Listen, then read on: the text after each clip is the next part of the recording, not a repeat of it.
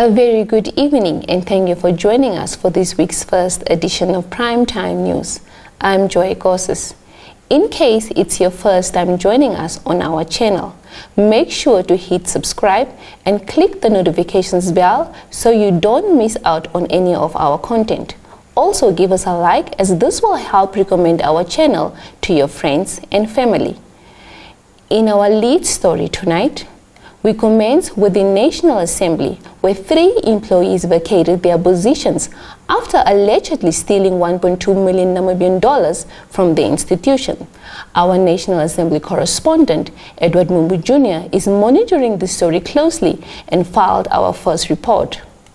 This was revealed by Raphael Hangula, the National Assembly spokesperson, in a statement issued late Saturday. Hangula revealed there have been some cases of financial irregularities involving 3 staff members who were found to have misappropriated $1,243,107 Namibian dollars and 94 cents from the National Assembly. These cases, he says, were dealt with in accordance with the set regulations governing institutions of government. The institution unleashed the State Finance Act to recover the funds, as it allows the head of any government office, ministry or agency to deduct the stolen money from a person's salary or pension. He added that one of the implicated staff members has been discharged and money has been recovered from the member's pension. Another staff member has resigned and money has been recovered from his pension and leaves gratuity. The 3rd staff member allegedly resigned and the recovery process of the state monies involved is underway, he added, without providing the names of the implicated parties. Hangula was hitting back at a widely circulated social media post by affirmative repositioning leader Job Amopanda, in which he alleges that grand corruption at the law-making body is deliberately swept under the rug. Reporting for Nampa News, I am Sawi Hausiko. On to some rather disturbing news. The Namibian police force over the weekend arrested a 34-year-old suspect who is accused of raping his son in Okongo in the Ohangwena region. Lenia Deshena compiled this report. The suspect was arrested at Onanjushui village in Ohangwena region. A crime report issued on Monday by Nampol said the suspect allegedly raped his biological minor boy on several occasions between March and April 2022. Moving to neighboring South Africa, as the cost of last week's floods, which badly affected KwaZulu-Natal province, reached billions of rands, South African President Cyril Ramaphosa declared a national state of disaster on Monday night. Shinwa brings us the details. Ramaphosa said in his televised address that Cabinet met in a special session Sunday night and decided to declare a national state of disaster. The primary responsibility to coordinate and manage the disaster is assigned to the national sphere of government, working closely together with provincial governments and municipalities, he added. Last week, a provincial state of disaster was declared in KwaZulu-Natal. The president said the implications, consequences, and the damage were wide-reaching beyond KwaZulu-Natal, adding that the damage to the port of Durban had far-reaching consequences, and that is why the cabinet decided to declare a national state of disaster. The port of Durban, one of the biggest and busiest port terminals on the continent and an important part of the country's economy, has been severely damaged. Ramaphosa noted that while 1 billion rands was immediately available, the matter would be taken to Parliament to ask for more resources. The president said it is estimated that more than 40,000 people have been displaced. And now a look at the latest on the Russia-Ukraine conflict. Britain will reportedly soon send armored missile launchers to Ukraine after Russia started its full-scale offensive to take control over the country's east. DPA has more on the story.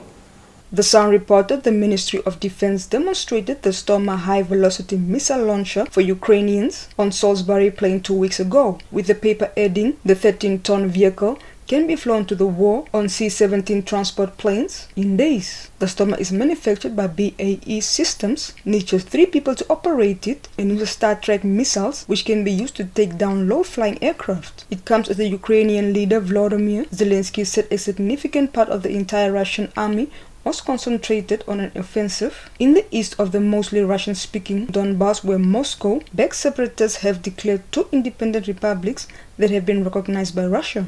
Zelensky was pleading with Western powers to give him greater firepower to fight back, with British Prime Minister Boris Johnson saying on the 7th of April that he was certainly looking at what more military assistance they can give. Kindly stand by for your top roundup.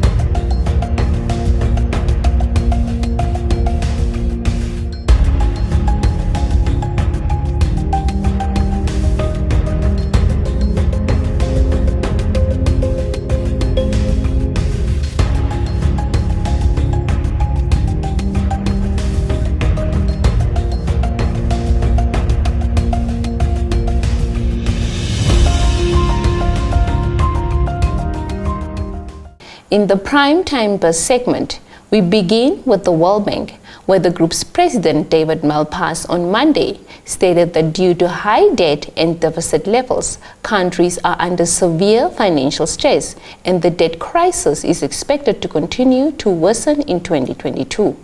Malpass said at a spring meeting media roundtable that 60% of low-income countries are already in debt distress or at high risk of it, noting that debt is one of the two big problems facing global growth. He further added that crisis and currency depreciations have a burden that falls heavily on the poor. The 2022 spring meeting of the International Monetary Fund and the World Bank Group are set to take place from the 18th of April through to the 24th of April. Malpass said the other big problem for global growth is inflation, which is causing immense strain, noting that policies need to be adjusted to enhance supply and not just increasing demand. Amid the war in Ukraine, the World Bank chief said he is deeply concerned about developing countries which are facing sudden increases for energy, fertilizers and food, and the likelihood of interest rate increases. On to commodity news. Gold futures on the COMEX division of the New York Mercantile Exchange rose on Monday as the Russia-Ukraine conflict continues. More on this story by Shinwa. The most active gold contract for June delivery rose $11.5 or 0.58% to close at $1,986.4 per ounce. An end to the Russia-Ukraine conflict appears to be more distant after the sinking of the flagship of Russia's Black Sea Fleet last week, spurring investors to safe haven demand. Silver for May delivery rose 45 cents or 1.75% to close at $26.15 per ounce. Platinum for July delivery rose $26.3 to 2.65% to close at $1,020.5 per ounce. The economics roundup is up next, followed by the weather forecast.